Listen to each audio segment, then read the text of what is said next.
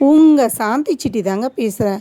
மந்திராலயத்துலேருந்து 5 இடத்த காமிக்கிறேன்னு சொல்லி ஆட்டோவில் ஒரு ஆளுக்கு 180 ரூபா வாங்குகிறாங்க. நம்ம கோவில் வாசல்லேருந்தே ஆட்டோ புறப்படுது.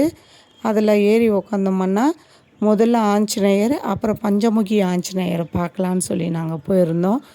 நாங்கள் மட்டும் பார்த்தா போதுமா? நீங்களும் பாருங்கள். கோவிலோட என்ட்ரன்ஸ் இது.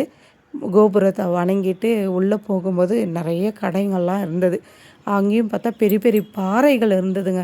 உள்ளே போனால் ஆஞ்சநேயரோட கால் பாதம், அவரோட உருவ சிலை எல்லாமே இருந்தது. நாங்களும் சாமி கும்பிட்டு வெளியே வந்தோம்.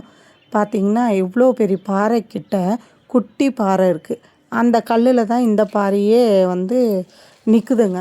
பார்க்கறதுக்கே ஆச்சரியமாக இருந்தது. இந்த மாதிரி நிறைய பாறைகள்லாம் இருக்குது. ஆனால் நம்மளால் மேலே ஏறி போக முடியாத காரணத்தினால நாங்கள் அதையும் பார்த்துட்டு படி வழியாக கீழே இறங்கி வந்தோன்னா அங்கங்கே உருவ சிலைலாம் வச்சுருந்தாங்க.